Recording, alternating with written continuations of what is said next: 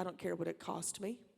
I don't care who it cost me. I will do anything I have to do, and I will do it for as long as I have to do it. And I meant that. And whenever you make a decision to fix something that has been so severely broken, you have to get to the place in your mind that nothing else matters. That even these other relationships that we might have stepped into, the emotional affairs, even if the affair is with your work, whatever it's with, anything that is taking that place in your heart and in your mind, that it doesn't matter what it takes. If it means I never speak to this person again, done. That's what it means. Does that hurt to have to do it? Absolutely. But that doesn't matter. Because all that matters is fixing this marriage. Nothing else matters. I don't care if I never speak to anyone else again for the rest of my life. I'm going to fix this marriage. That's what it takes. It takes that level of just absolute resolve and grit that this is going to be the hardest thing this is going to be radically harder than actually going through the divorce, at least temporarily. Because temporarily, the divorce is easy. You sign some papers, you're done. But you live with the regret for the rest of your existence. Or you can take some time, do whatever it takes to fix the marriage, but the reward is infinite peace and joy for the rest of your life. That's a no-brainer. So Casey and I, we sat there, we talked probably 6 hours.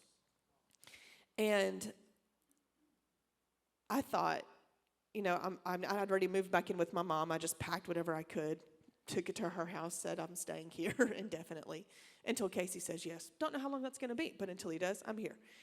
And I got my keys to leave and said to Casey, I will see you tomorrow. Even if you don't want me to see you tomorrow, I'll be here tomorrow. Or the next day, or the next day, or the next day, or the next day, until we fix this. And I picked up my keys, and he said to me, I want you to stay.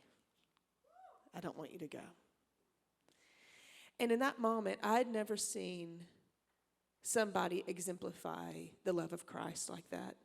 There's not a sermon that I've ever heard that showed the love of Christ like that did.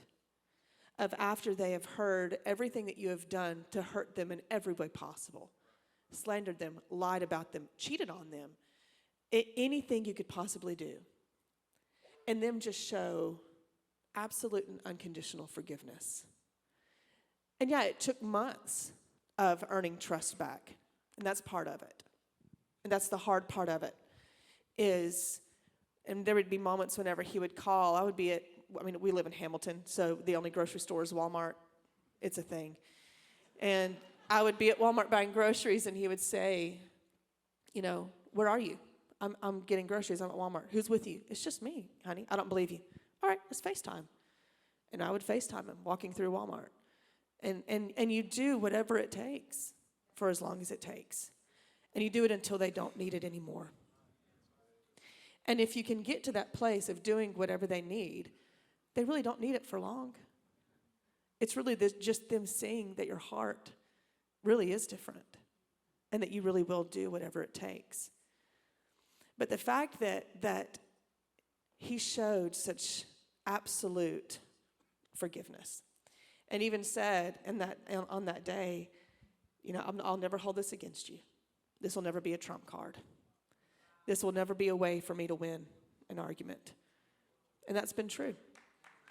This has never been well, you left, so, It's not about that, because Christ wouldn't do that. He wouldn't do that. And there was another moment, and I'll say this and I'll pass it to him, but I know I went over my time. I can feel you. I can feel the judgment. I want to know how the story is. This is great. That was actually funny. Whenever I had started writing the book and writing the story, and I gave him the manuscript to read as soon as I'd finished. It's unedited. It was a train wreck, and gave it to him, and it was about 11 o'clock at night, and he came to bed. It was like 3 a.m. I was like, what are you doing? He said, I had to see how it ended. It's like, babe, you're the ending. What do you mean you had to see how it ended? You literally are the end of the story.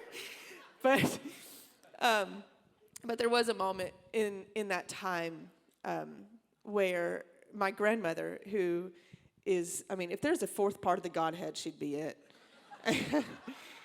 I mean, Pastor Rusty knows. I don't even think she's human. She's some celestial being of some kind. But she had been married 61 years before my grandfather passed. And he passed while I was gone. And there was a moment when she had called me. Actually, let me rewind really quick. This is the last thing I'll say. My grandfather, who is the strongest man I've ever met in my life. I mean, he is like country boy strong. You know, like riding a tractor with a hat on. I mean, he was that man. 6 feet tall, stocky man. And chest hair out of his shirt. I mean, he's that man. He's a man's man.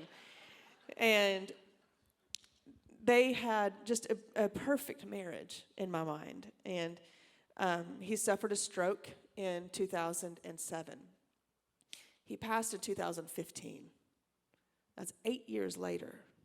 8 years. And for 8 years, she didn't just, kind of take care of him and get help. For 8 years, she was his caretaker.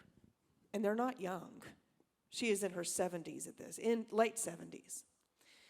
Whenever he was okay, about 2 years in, she still had to take care of him exclusively. I mean, totally take care of him. 2 years after the stroke, he went totally bedfast. So for 5 years, she changed his diapers. She spoon-fed him like a baby. She changed the sheets, would roll his very large body over and change his sheets, and would not accept help, would not do it. And I remember asking her at one point, I was still gone. And we were very worried about her. She'd lost a lot of weight. It had put a tremendous amount of stress on her. And I said to her, Mama Nell, you have to put him somewhere. We can't lose both of you. We can't. We're going to lose both of you. We can't lose you both. And she started crying, and she said to me, when I said in sickness and in health, I meant in sickness and in health. And she did that until his last breath. And she had gotten to a place of if it cost her her own life, she said in sickness and in health. She made a promise, and she wasn't moving off of that. And one of the things that he and I have talked about, and I'll let him talk about this, is that act that she did was martyrdom. That was giving her life for somebody else. That was what Christ does for us. That is the example of the verse whenever it says Christ gave himself for the church. And that's what husbands should do with their wives, giving of themselves. She showed that. And in just that one action showed this is what marriage is supposed to be. It's supposed to be giving your life for somebody else. So on that, I will pass it to you. Have fun. All right. Would you tell Lindsey how much you enjoyed that? I will hurry.